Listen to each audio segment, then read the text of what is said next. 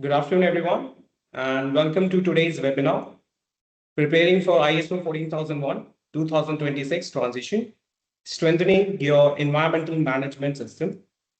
My name is Aditya Gupta from BSI, and I'm delighted to be a host for this session today.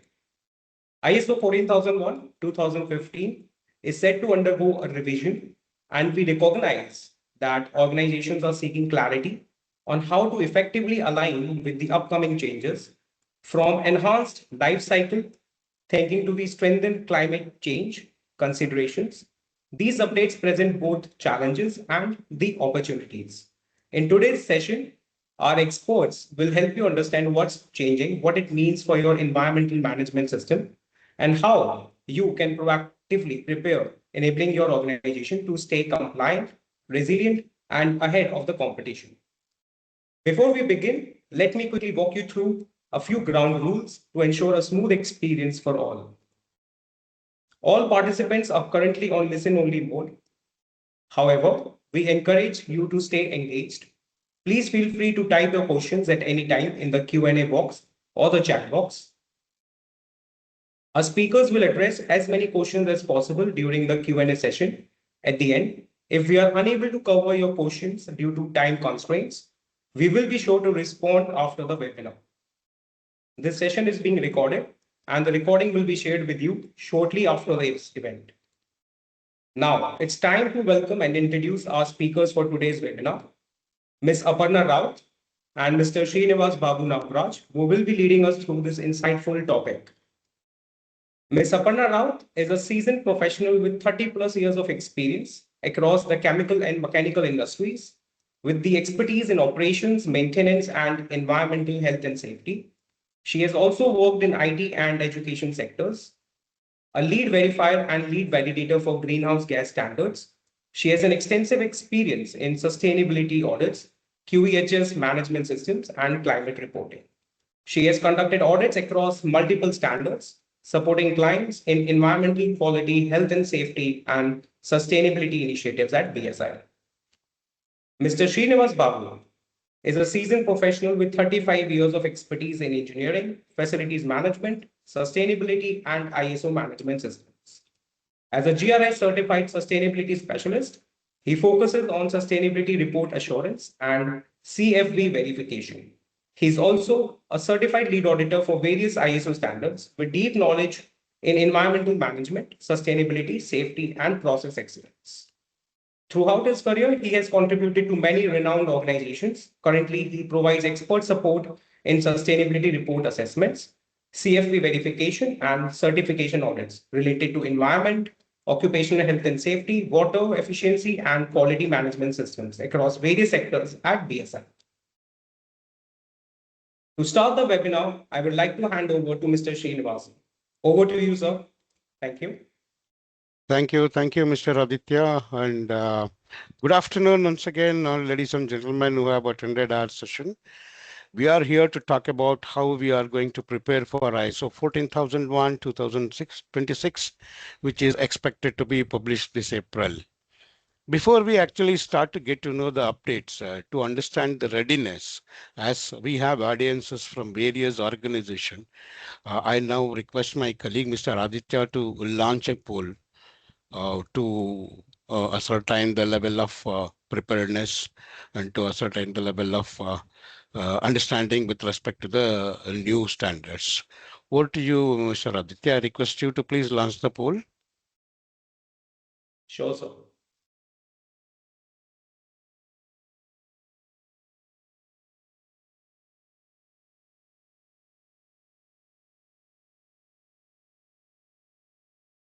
I've just launched the poll. I request everyone to please select one of the options visible on your screen.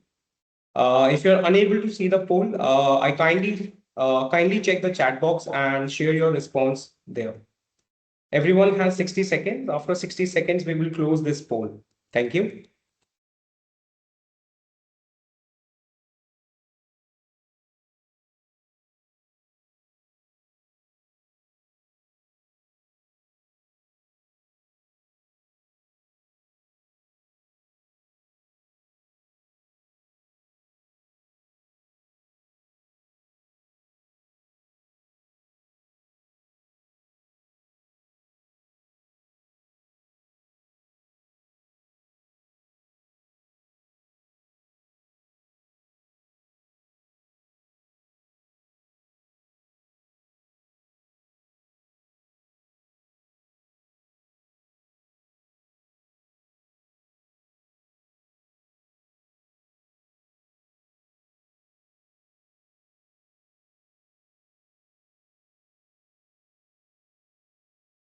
We are closing the poll in another 10 seconds. I hope everyone has submitted their answer.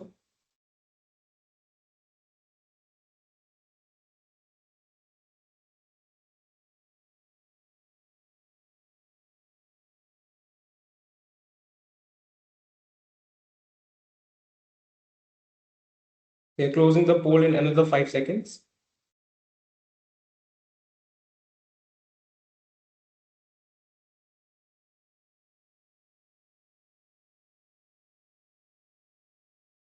The poll has been closed.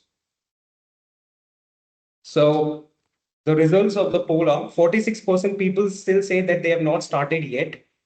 30% people are saying that they're aware of the changes but not initiated actions. And 24% people have voted for that they're assessing gaps or currently implementing the changes. Over to you, sir. Thank you, Mr. Aditya, and thank you for the audience because by looking at the responses, 45% not started yet, and people are aware but not initiated actions, and a few people are already assessing the gaps. So with these responses, I can definitely conclude that you are at the right place to get to know more about the changes and what are the revisions which has taken place. In this webinar, we will begin by walking through the expected key changes which are introduced in ISO, the final draft 14001, and more importantly, the reasons behind them. While ISO 14001 has always focused on helping organizations manage and continually improve their environmental performance, the 2026 revision strengthens its relevance in today's rapidly evolving environmental landscape. After we have understood the changes, we will move to the practical implications for the organization that are transitioning to the expected revisions. And then we also walk through the recommended transition timelines when organizations are expected to transition, and what does the transition window look like, and how to plan ahead to avoid the last minute bottlenecks. And let's talk about why ISO 14001 is getting an update for 2026 and why it actually makes a lot of sense. First are the environmental challenges which we are dealing with today are way more complex than what it used to be. We are talking about climate impacts, tighter regulations, resource shortages. These things aren't theoretical anymore. They are actually affecting our day-to-day operations and long-term business planning. So the update basically strengthens the standard to help organizations stay ahead of these risks instead of scrambling after the fact. There are more emphasis on the climate resilience, risk-based thinking, and looking at impact across full life cycle. Next, there is a push for better alignment with the Annex XL or the high-level structure. ISOs have been trying to harmonize all the management system standard, be it 9001, 45001, 27001, to have a consistent structure. The 2026 update tightens this alignment even more. Another big driver is the clarified requirement. So over the years, users kept asking for a clearer guidance, especially around the life cycle thinking, identifying aspects, and emergency preparedness and the environment as a whole. This revision cleans that up. Less ambiguity, clearer expectations, and more consistent interpretation. Whether you are in a manufacturing business or a service industry or any other industry, this update responds to the growing demand for sustainability and importantly, the transparency. The regulators, investors, customers, they now want visibility into how organizations manage their environmental impact. ESG reporting now has become the mainstream. So the new revision of ISO 14001 puts more focus on accountability, data quality, and transparent management reviews. The idea here is that your EMS shouldn't just meet the compliance, it should support the broader sustainability commitment. So let's look at what are all the changes now. So this is what I think we are sure all of you are looking for right now. So the changes here isn't a major overhaul really, because it's an evaluation designed to keep ISO 14001 relevant, practical, and aligned with global challenges and expectations. These enhancements help organization to remain resilient, credible, and forward-looking. Please note that everything what we will be discussing for this hour is based on ISO FDIS, that the final draft 14001 2026, with an expectation that it will get publicized in April 2026. Let's move on to the context of organization. So context of organization, which sits at the right at the start of the ISO 14001 2016. This section is critical because it shapes entire EMS by defining your environmental realities and stakeholder expectations that your organization must respond to. In 2015, version ISO 14001 class 4.1 already required the organization to consider environmental conditions that could influence or be influenced by their activities. The amendment which came in 2024 that strengthened this clause by explicitly adding the climate change as a required consideration. Likewise, 4.2 also expanded to acknowledge that interested parties may also have expectations that are specifically tied up to climate related issues. In the newest ISO 14001 revision, these updates are not only retained but broadened. Class 4.1 will now require organization to consider a wider range of internal and external issues, which includes pollution levels, resource unavailability, biodiversity, and ecosystem health. Class 4.2 mirrors this expansion by recognizing that stakeholders increasingly expect accountability across these broader environmental themes beyond just climate change. So 2026 update, we can move on to the next slide, please. Actually elevates the context analysis from focusing mainly on climate change to a richer, more holistic environmental picture. This ensures that you are preparing your EMS to respond to real world environmental challenges that are rapidly evolving. It also strengthens your link between environmental management, sustainability strategy, and stakeholders' expectation.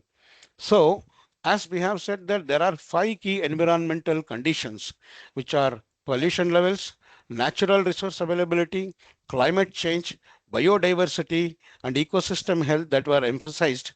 Why? Because these five forms the basis for understanding your environmental context.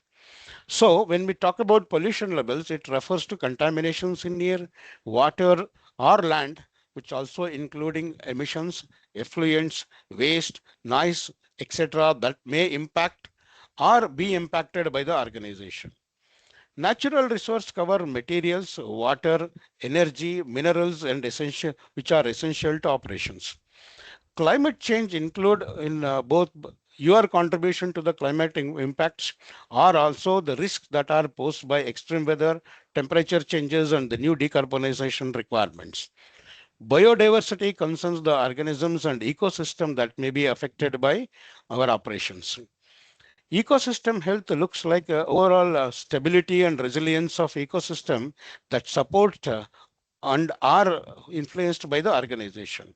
So together these factors actually help organization develop a comprehensive forward-looking understanding of our environmental risk and opportunities, which ensures our strategic planning, our objectives remain aligned with the evolving environmental condition.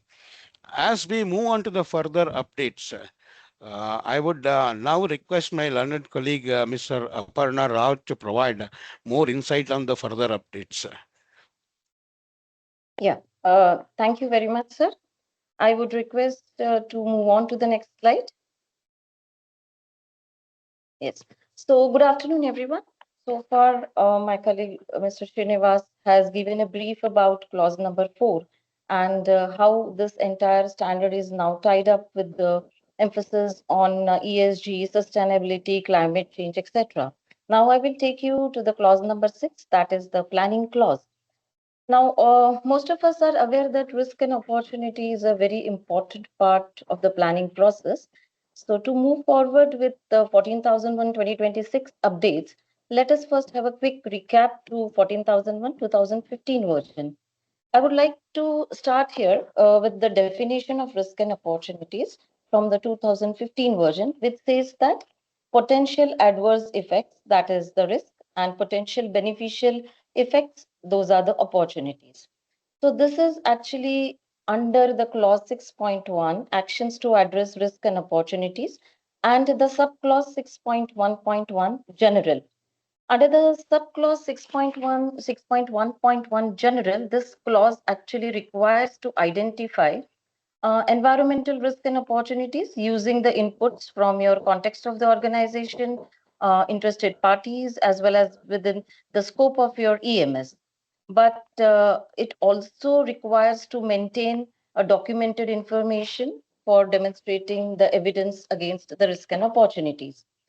Now, let us see what changes in 14,001 2026. So let me tell you one thing that the overall intent, of course, does not change. In fact, the risk and opportunity definition also, it doesn't change. It remains the same. Then what changes? So basically, the strengthening of the treatment of risk and opportunity has been done here, which means that more emphasis on certain aspects that we will look into, that we will see that what emphasis has been given.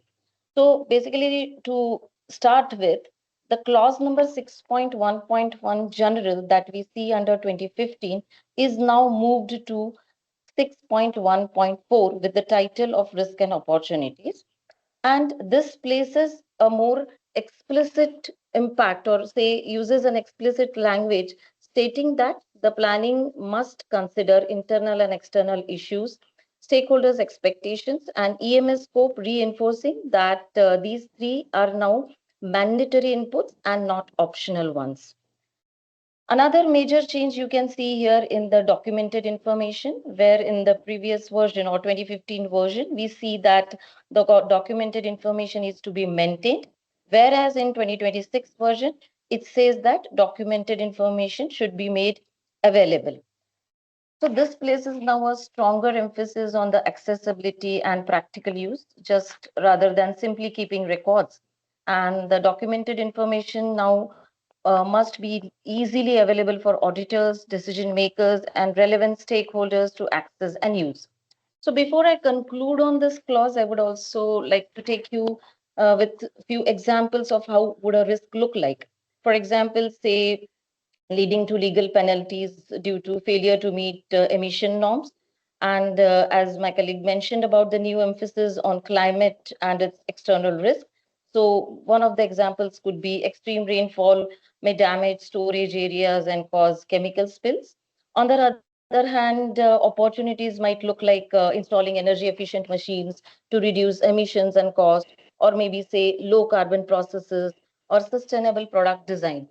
So summarily, what I would like to mention over here about the clauses, the 6.1.1 is now moved to 6.1.4.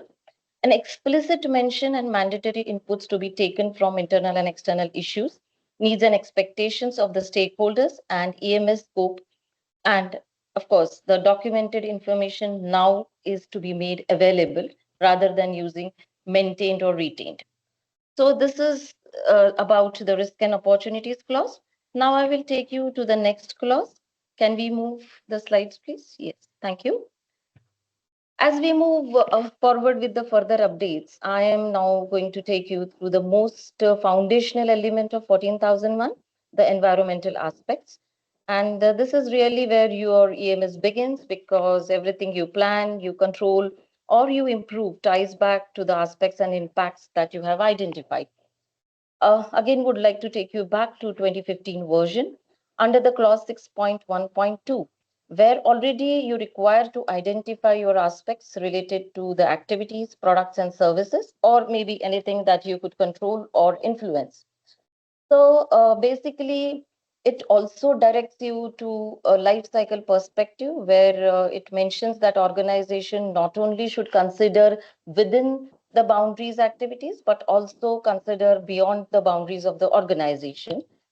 In 2026 version, what are the updates then? Again, the same intent has been kept, but has clarified concretely what life cycle perspective means in a very precise manner. So the revised note now lists down the life cycle perspective stages, which maybe starts from raw material acquisition, then the design, production, then transportation, end of life cycle treatment, up to the final disposal. So this removes the ambiguity in what is to be considered as life cycle perspective and asks us to evaluate not only on-site impacts, but a broader environmental footprint or going beyond the boundaries. So basically, it doesn't remain now on a very conceptual basis because it is now linked up with the clause 8.1 also, operational planning and control, where it is expected to show what actions have we taken or what operational controls have we imposed for the identified life cycle considerations. Well, having said that, a formal kind of a life cycle assessment is still not required, but definitely it should be demonstrating some clarity that a life cycle perspective is being given a due consideration, and that could be done through process maps, product flow diagrams, supplier assessment, or even maybe simple notes can work. But yes, definitely we have to demonstrate that the life cycle perspective is being taken care, as is thought about. Well, to reiterate the things like life cycle thinking now touches various important elements like procurement, design, logistics, and even after sales functions. So while we prepare for life cycle perspective, then we make sure that we engage these stakeholders or relevant stakeholders so that we have better controls or influence them to improve the environmental performance.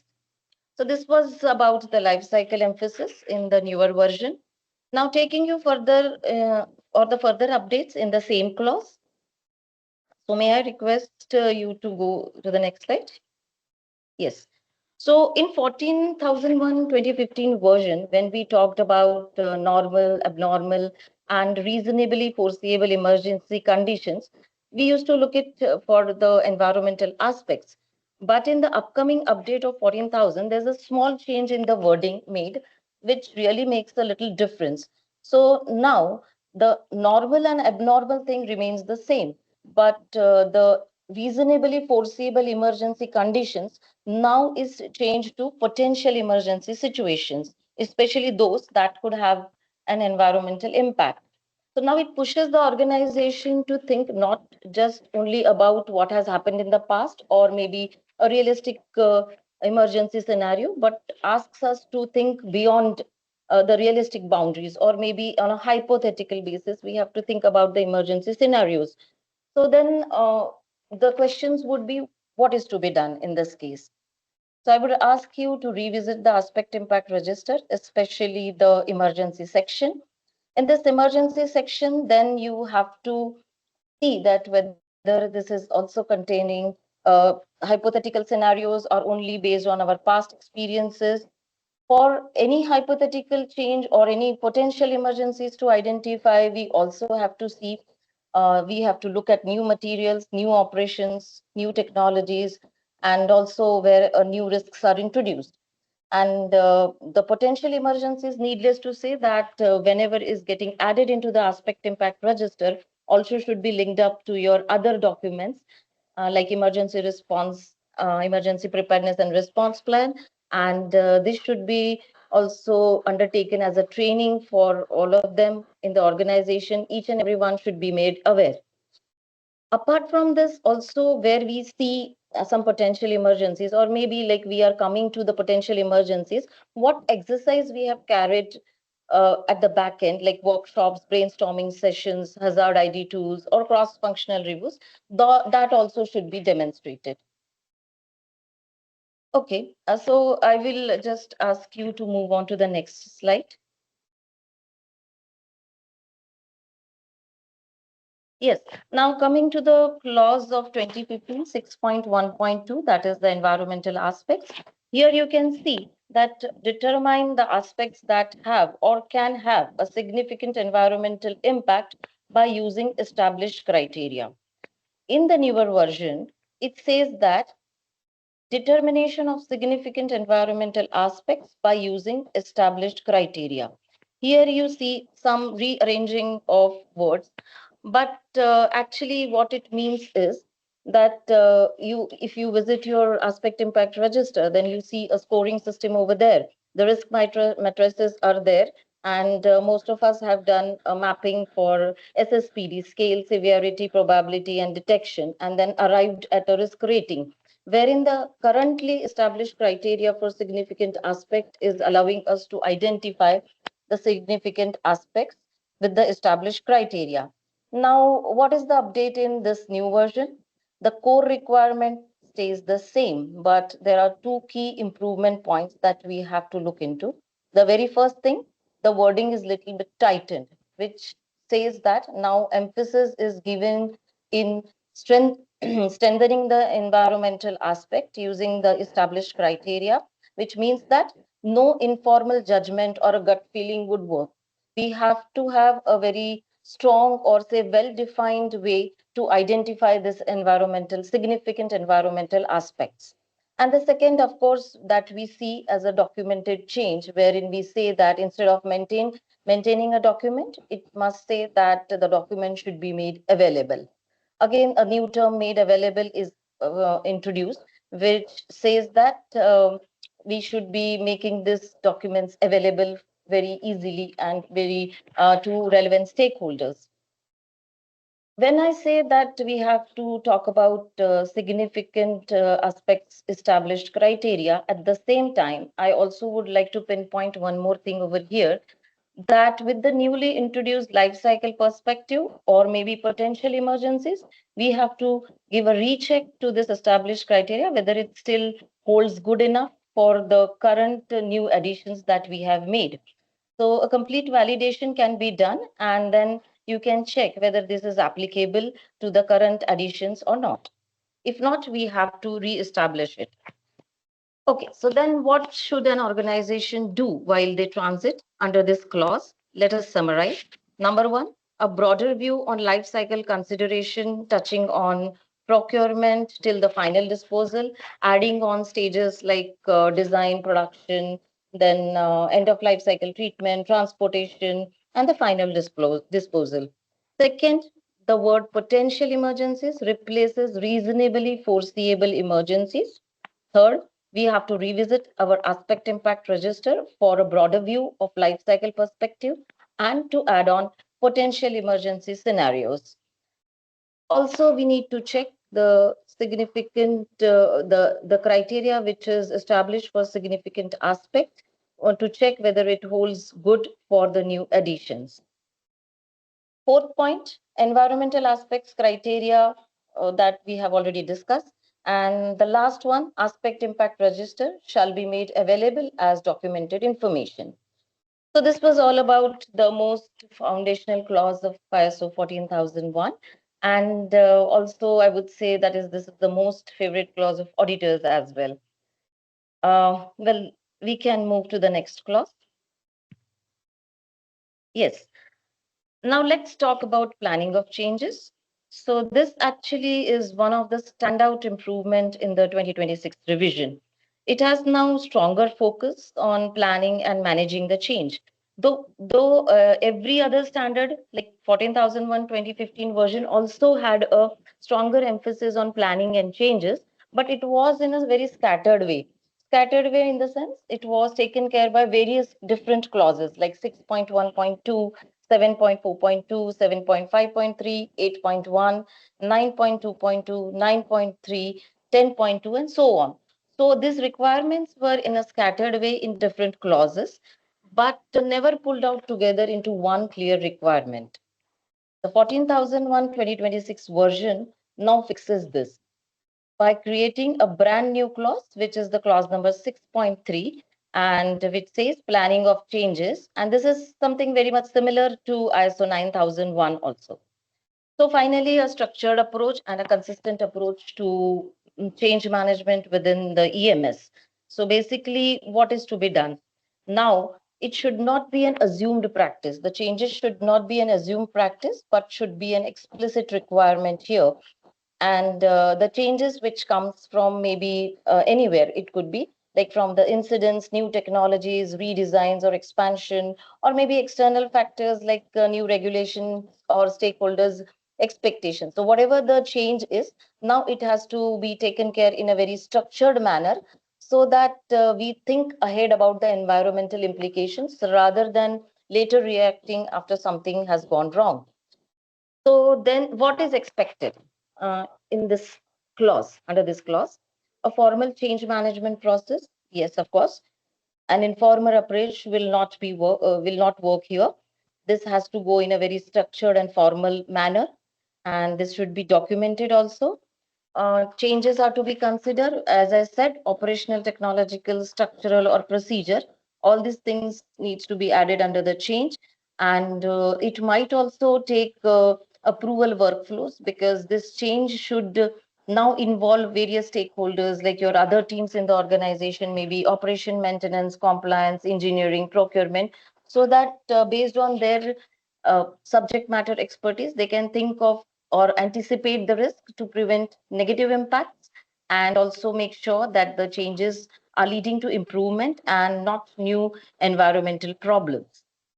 So this is about the new clause, that is planning of change, where a structured and a very formal manner of change management and planning for the changes is required. Another key update, which is for the clause number 8.1, it is about the term outsource process. So here in the clause 8.1, we see the word outsource process. Well, this caused some confusion in amongst the organization, that whether it is all about only talking about the outsourced work, or whether it is talking about the contractors or only suppliers. So now the new standard fixes this as well. The phrase now is used here is externally provided processes, products and services, which is aligned to Annex Exit and the other standards like 9001 and 45001. So if someone outside your organization is impacting your environmental performance and they provide external process, products and services, all of them fall under this category, or all of them fall under this requirement. So basically, what I would say, whatever has been done for 2015 version, the intent doesn't change. I mean, whatever you were doing for selecting the suppliers, putting a criteria for selection, which is for the environment, and performance monitoring on the environment front, or maybe some supplier audits to be done for checking the environment compliances. So all those things remains the same.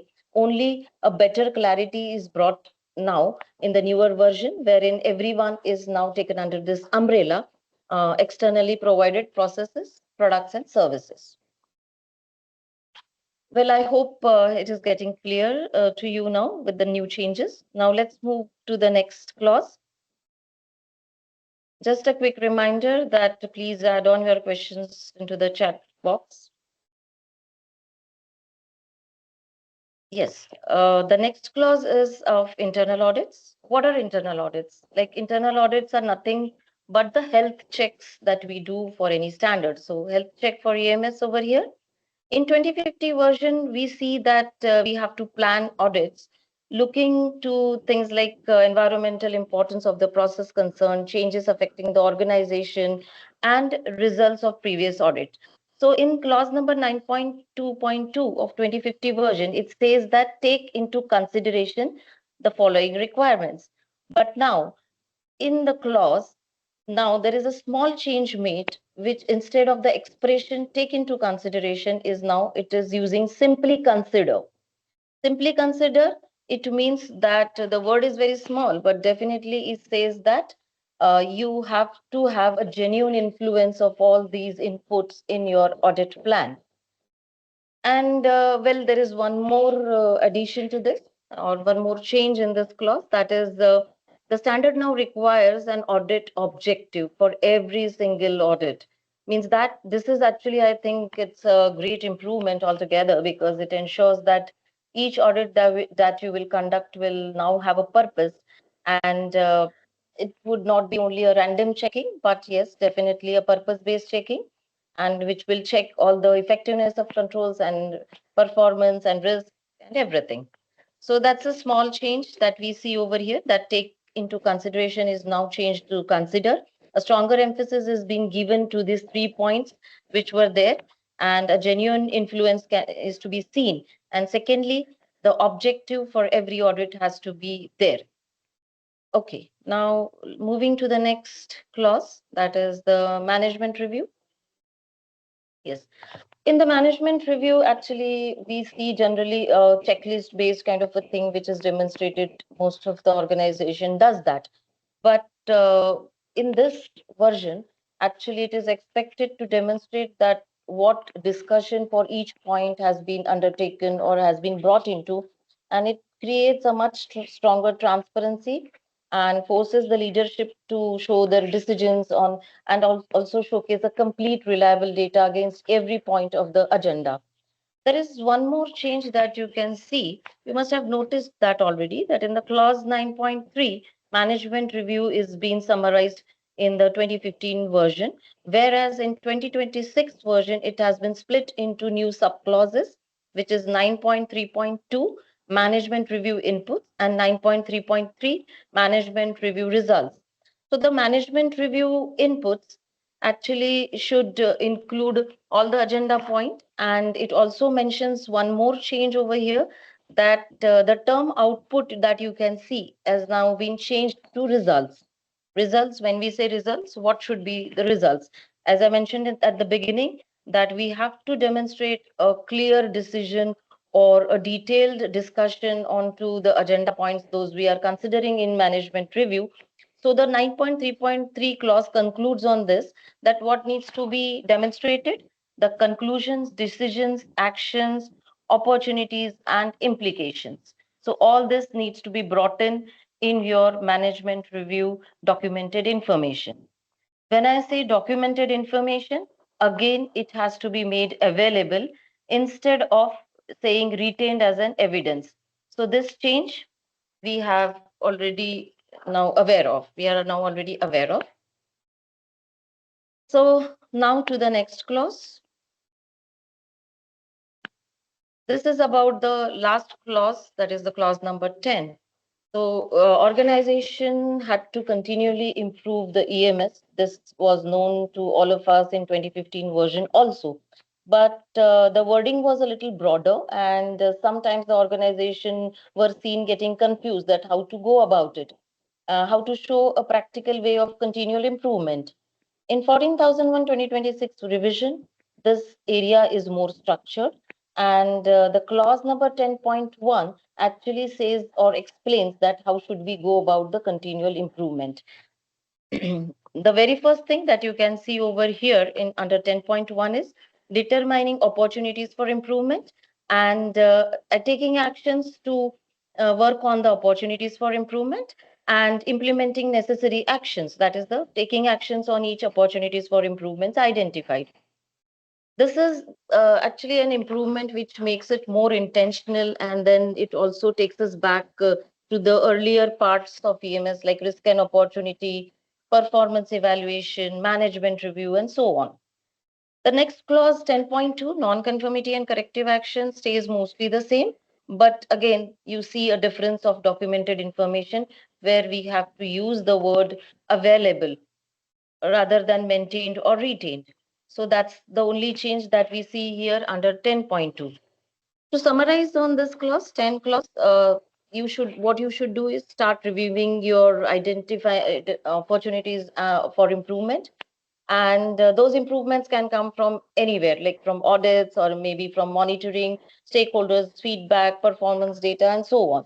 Then we have to check that against those identified opportunities for improvement, what actions are to be taken. Then these actions, when framed, are to be tracked and then evaluated. So this will then show a full improvement cycle. And regarding the second clause, we can say that we have to revisit our corrective action process to make sure that it focuses on preventing reoccurrences and strengthening our controls. So all in all, as Mr. Srinivas mentioned, that it is linking us to overall improvement and improvement back to the real environmental performance and improvement to show the actions and continual improvement. Yes, so that's all for the updates of from 4 to 10th clause. Now I will hand it over to my colleague, Mr. Srinivas, to take the next slides, to take us to the next slides. Over to Thank you, Mr. you. Thank you. Thank you, Mr. Parna. That was a great insight which you have given on the changes which are expected to come in the latest version. Now, let's walk through the expected transition timelines for the EMS certification. Please note that this is based on the assumption that this will be published in April 2026 itself. So hence April 2026 becomes the first milestone which is expected, where the expected release of ISO 14001 is expected. And everything we have discussed in today's session is based on the final draft international standards. Once published, the certification bodies, auditors, and organization will begin aligning their systems and audit programs to the updated requirements.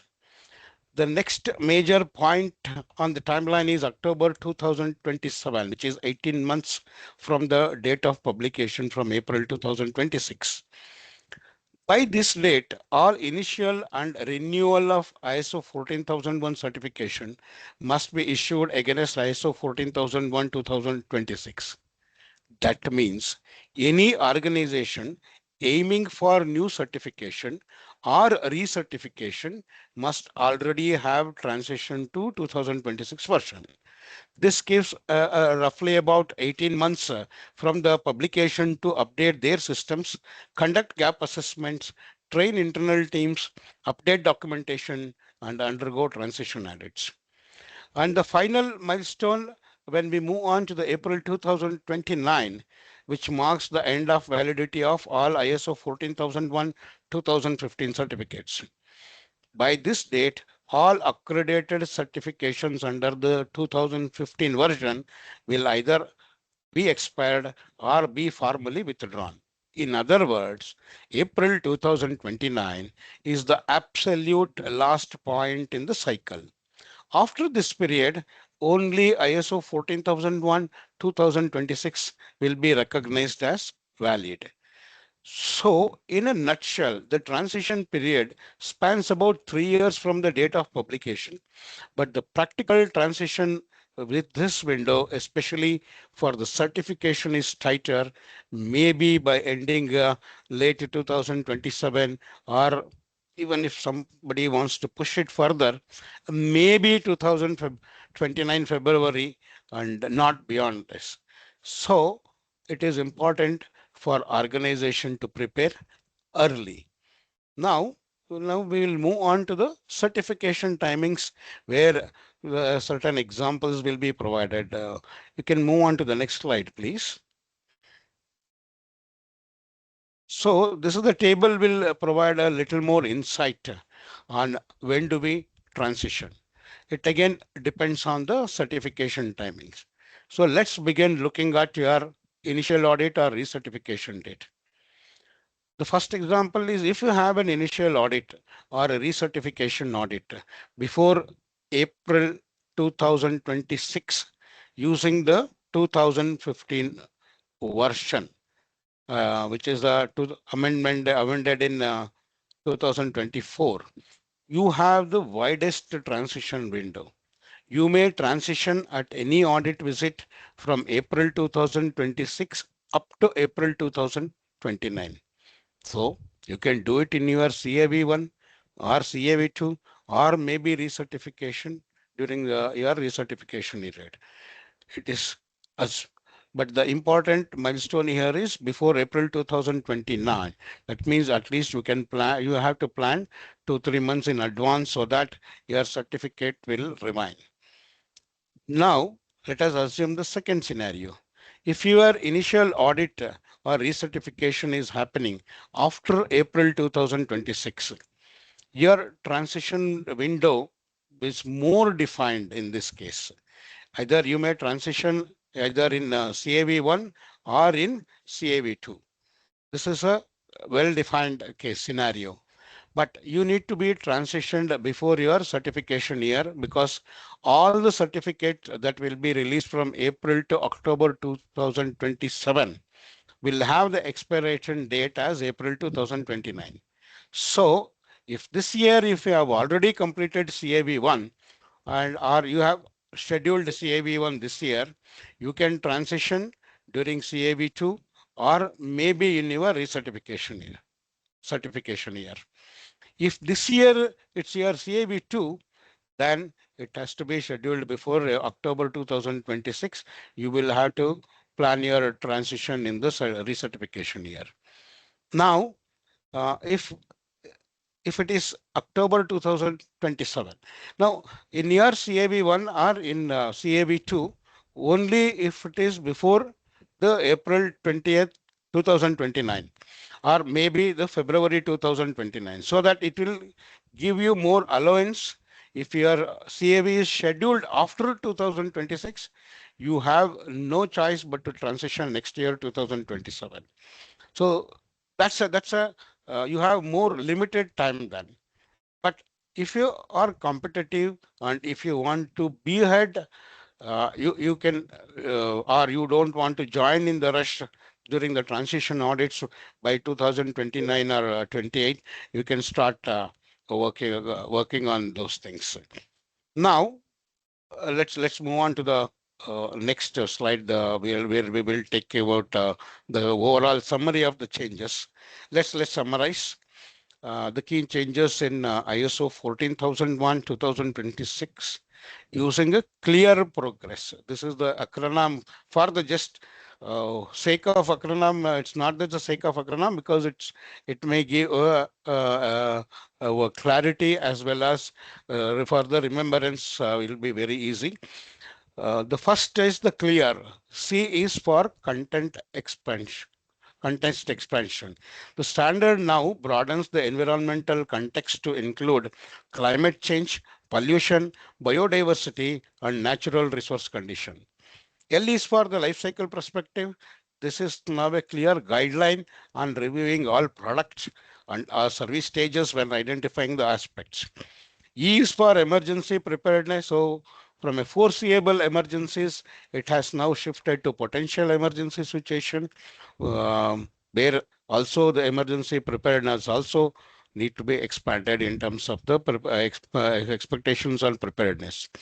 A is for aspects which are strengthened, which is the criteria for determining the significant aspects are more explicit, and documentation now had to be made available. R is for risk and opportunities. This area is now moved into a subclass 6.1.4 with clearer, more structured requirement. Now let's move on to the progress. Next slide, please.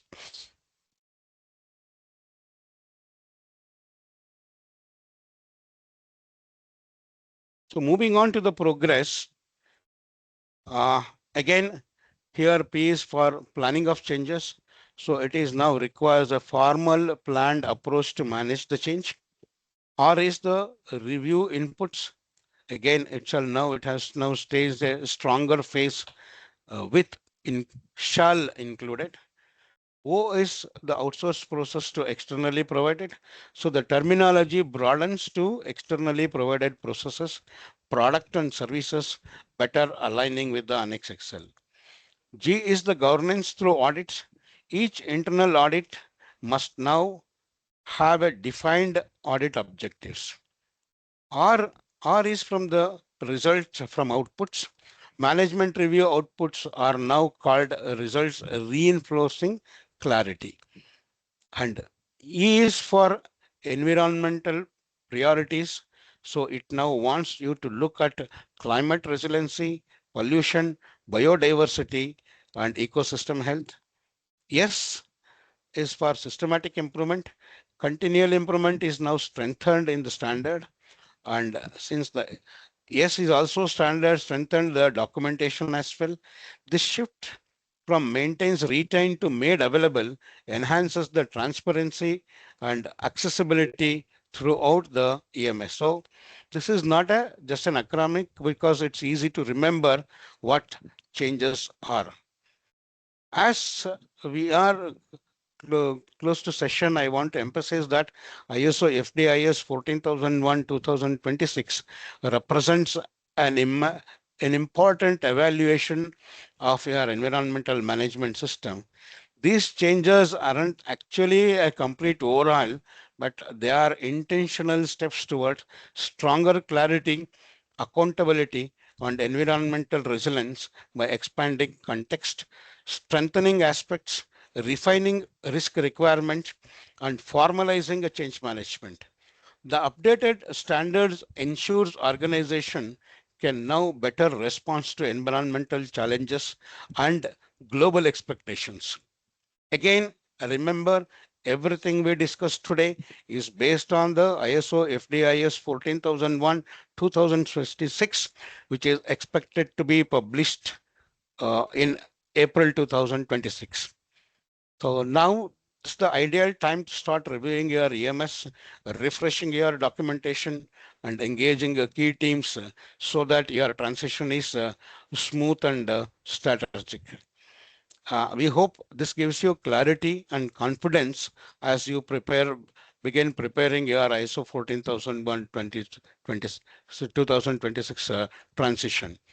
If you want to know more, we have our training courses on ISO 14001 2026 changes. On-demand course is also available, as well as there is an one-day training also available. Now, I would request my distinguished colleague Aditya to launch the poll actually. Over to you, Mr. Aditya. Yes, sir. In the meanwhile, Ishan, can you just present the training courses slide so that the audience can gauge through it and scan the QR code and can, yeah, thank you so much, Ishan.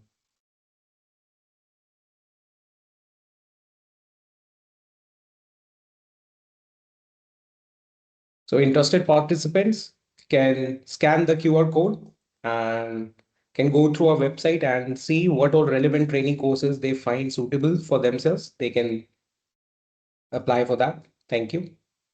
So we're starting with the poll. Ishan, can you move on to the next slide? Thank you. Give me a moment.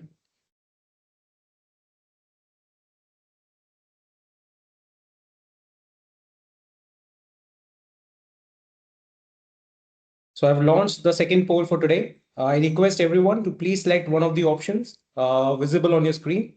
If you're unable to see the poll, kindly check the chat box and share your response there.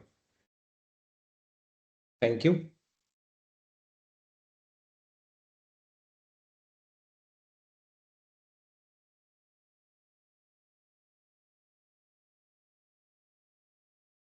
And it's a multiple choice. You have a choice of multiple, answering multiple times. So you can choose more than one options.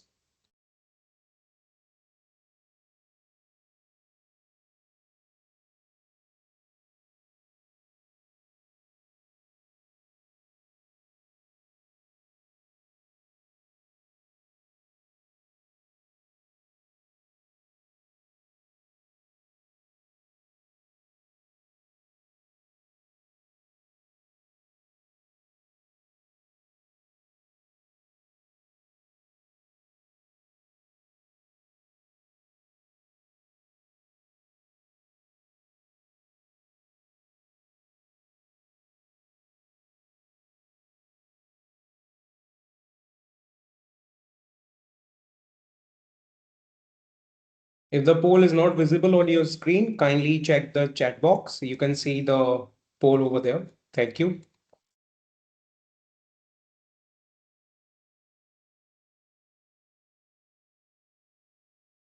We are closing the poll in another 10 seconds. Kindly submit your answers. Thank you.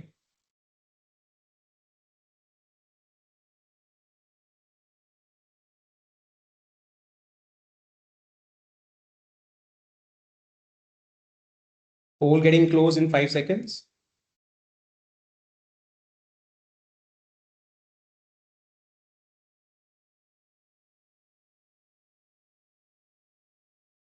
The poll is now closed. We have received the result. So 46% of the audience is saying that yes, they are interested in training. 33% of the people have voted for yes, they are interested in certification or audit support. And 21% of the people have showed their interest that they're not interested at the moment. Thank you. Over to you, sir.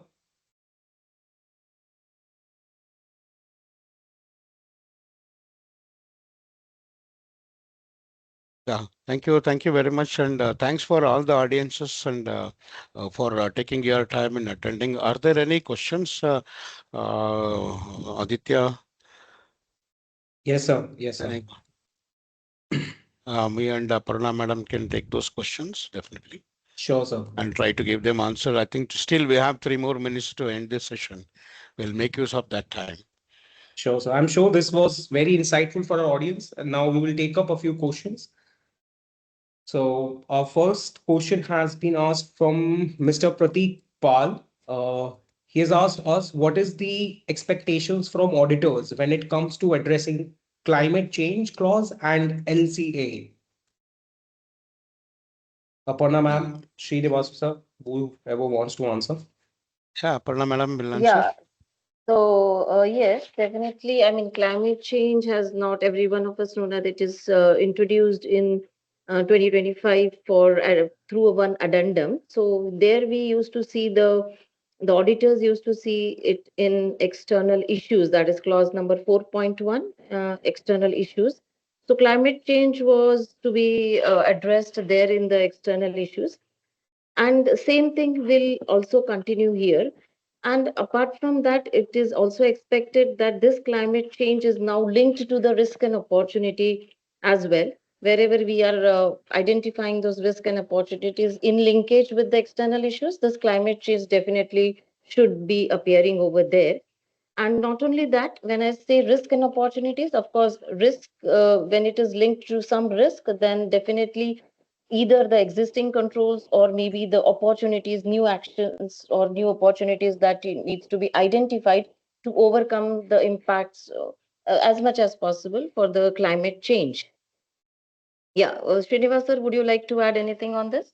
Yes, yes, of course, you touched upon all the points. Additionally, yes, of course, the 14,001 2026 is helping the organization to strengthen their the sustainability requirements from their interested parties, their stakeholders, in terms of establishing a strong governance and accountability and transparency in terms of the environmental performance. This is becoming, more and more emphasis in the 14,000. That means the latest the uh, the changes which are happening from an ESG point of view, majority of those requirements is addressed by 14,001 2026 revision in terms of the data accuracy, accountability, and transparency. Thank you, sir. Thank you, ma'am. We have another question from Mr. Rajat Gupta. He has asked us, there is strong emphasis on management commitment. Then what are the expectations of auditors during the audits while assessing the leadership? Who would like to answer this question for the audience? Yeah, I will take first and then I will hand over to Aparna madam. Yes, the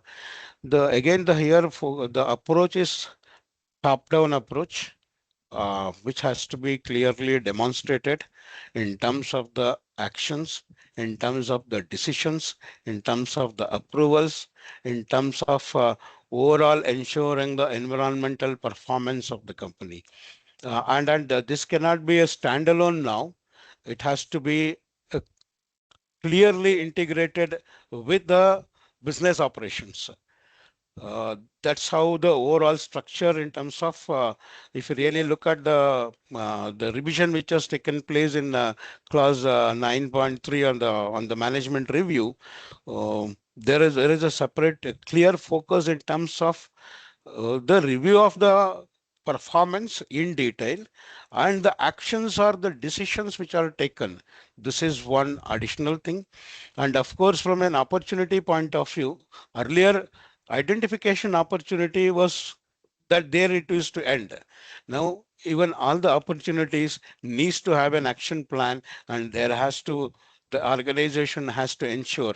So overall, from a governance point of view, there is a lot of focus and a lot of accountability is clearly clarity is established in terms of the accountability and demonstration of these commitments. Over to you, Aparna Madam, in case. Yes, sir. I think you have touched upon each and every point which is relevant to this question. The only thing is yes, this has to be demonstrated, as you mentioned rightly in the management review also, that wherein the complete transparency is to be shown with the documented evidences that has that leadership was completely involved and the decision making or the conclusion is coming from the leadership from the leadership. And of course, yes, maybe the policy can also be looked into one more time if there is any broader view of addressing certain things or commitments in the policy itself. That can also be done. Thank you. We have one last question, and the remaining of the questions will be answered by us post the completion of the session. We will reach out to you because we are less on time. We have already crossed 1 hour mark. So the last question for today is, which has been asked by Mr. Jayaprakash and Ranjit. We have recertification audit by January 2027. How we need to proceed? So as I explained in the previous or a couple of changes on the certification timelines. Any certificate which is issued post 2027 October will have the 2026 version only. So if they are having in 2027 the recertification audit, maybe they can club it in their CIV one itself, which is happening before October 2027. Because post 2027, all the certificates will be issued in the new version or new 2026 version only. So that's the gap. After 2026 October, all the certificates will be issued in 2026 version only. Thank you. Thank you so much. So we have now almost utilized 1 hour time. So I would like to give the closing remarks to all the participants.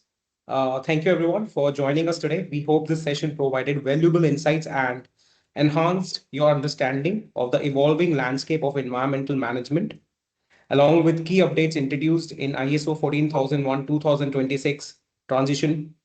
A special thank you to Mr. Srinivas Babu and Ms. Aparna Rao for sharing their expertise and guiding us through today's discussion.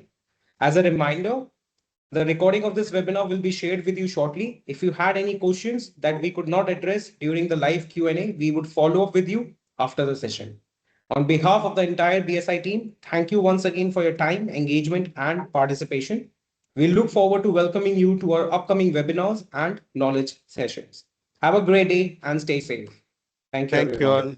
Thank you all. Thanks for Thank your you, time. Thanks everyone. for joining. Thank you.